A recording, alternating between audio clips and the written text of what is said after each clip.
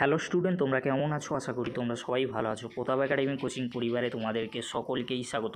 তোমরা যারা ক্যালকাটা ইউনিভার্সিটির আন্ডারে অল অ্যাফিলিয়েটেড কলেজগুলির মধ্যে 6 সেমিস্টারে পড়ছো, তোমাদের জন্য আজকের আমি নিয়ে চলেছি ইতিহাস অনার্সে ডিএসসি বি3 গুরুত্বপূর্ণ কয়েকটি কোশ্চেন। শেষ মুহূর্তে এই কোশ্চেনগুলি তোমরা একবার হলেও দেখে যাও, অবশ্যই তোমরা এখান থেকে সমস্ত কোশ্চেন কমন পাবে। তোমাদেরকে বলে রাখি, আগামীকাল তোমাদের ডিএসসি বি3 পেপারের এক্সাম রয়েছে। শেষ মুহূর্তে এই কয়েকটি কোশ্চেন তোমরা দেখে যাও, অবশ্যই তোমরা এখান থেকে সমস্ত কোশ্চেন কমন পেয়ে যাবে। চলো বেশি দেরি করবো না, কোশ্চেনগুলি আমরা দেখে নেব। প্রথমে তোমরা দেখে নাও 5 মার্কসের গুরুত্বপূর্ণ কোশ্চেনগুলি। ফার্স্ট কোশ্চেন, শিমনোসেকির সন্ধির শর্তগুলি লেখো। প্রাক পুনঃস্থাপন জাপানের ডাইমোস শ্রেণীর ওপর টিকা। জাপানের ইতিহাসে 1853 খ্রিস্টাব্দের তাৎপর্য। এই যে তিনটি কোশ্চেন বললাম, তিনটি কোশ্চেন তোমরা যারা এখনও পর্যন্ত রেডি করোনি, রেডি করে নাও, কারণ এই তিনটি কোশ্চেন অত্যন্ত গুরুত্বপূর্ণ। একটি কোশ্চেন তোমরা এক্সামে কমন পেয়ে যাবে। পরবর্তী কোশ্চেন কী রয়েছে তোমরা দেখে নাও। চীনের ওপর জাপানের 21 দফা দাবির টিকা লেখো। ইঙ্গো জাপান মৈত্রী চুক্তির প্রেক্ষাপট বা তাৎপর্য লেখো। মেইজি সরকার গৃহীত সামরিক সংস্কারের ওপর টিকা লেখো। তিনটি কোশ্চেন অত্যন্ত গুরুত্বপূর্ণ। এই তিনটি কোশ্চেনের মধ্যে একটি কোশ্চেন তোমরা 5 মার্কসের জন্য কমন পেয়ে যাবে। পরবর্তী কোশ্চেন কী রয়েছে তোমরা দেখে নাও। 1930-এর দশকে জাপানকে অন্ধকার আচ্ছন্ন বলা হয় কেন? সাতসুমা বিদ্রোহ টিকা লেখো।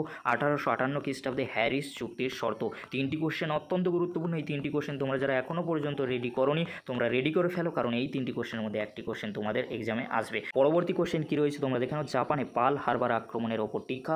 1868 সালে চার্টার ওথ বা সনদভুক্ত শপথপত্র কি মেইজি জাপানের রাজনীতিতে কোনো পরিবর্তন এনেছিল?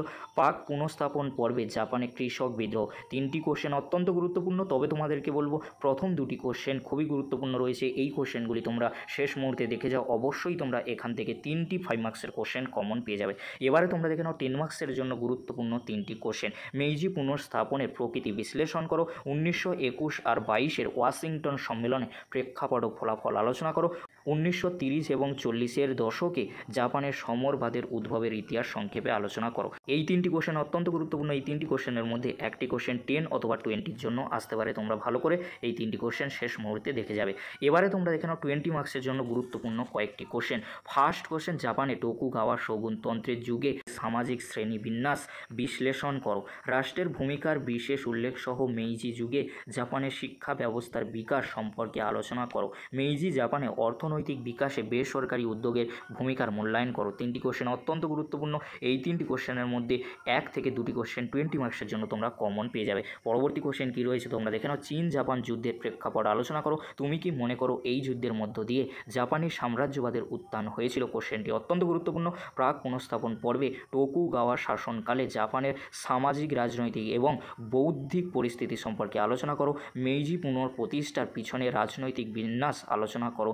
এটিকে কি প্রকৃত পুনঃপ্রতিষ্ঠা বলা চলে? এই তিনটি কোশ্চেন অত্যন্ত গুরুত্বপূর্ণ। এই তিনটি কোশ্চেনের মধ্যে 1 থেকে 2টি কোশ্চেন 20 মার্কসের জন্য আসার সম্ভাবনা প্রবল রয়েছে। তবে তোমাদেরকে বলবো 20 মার্কসের জন্য যে কোশ্চেনগুলি সবচেয়ে গুরুত্বপূর্ণ, চীন জাপান যুদ্ধ, টোকুগাওয়া শোগুনতন্ত্র, জাপানের শিক্ষা ব্যবস্থা, মেইজি জাপানের অর্থনৈতিক বিকাশে বেসরকারি উদ্যোগ, এই যে কোশ্চেনগুলি আমি বললাম, এই কোশ্চেনগুলি তোমরা একবার হলেও দেখে যাও, কারণ এই কোশ্চেনগুলি অত্যন্ত গুরুত্বপূর্ণ 20 মার্কসের জন্য। আর 10 মার্কসের 3টি কোশ্চেন দিয়েছি, এই 3টি কোশ্চেন খুবই গুরুত্বপূর্ণ। এই 3টি কোশ্চেনের মধ্যে একটি 10 মার্কসের কোশ্চেন তোমরা কমন পেয়ে যাবে। 20 মার্কসের জন্যও তোমরা একটা কোশ্চেন কমন পেতে পারো। শেষ মুহূর্তে এই কোশ্চেনগুলি তোমরা দেখে যাও, অবশ্যই তোমরা এখান থেকে সমস্ত কোশ্চেন কমন পেয়ে যাবে। ভিডিওটি দেখার জন্য তোমাদেরকে অসংখ্য ধন্যবাদ।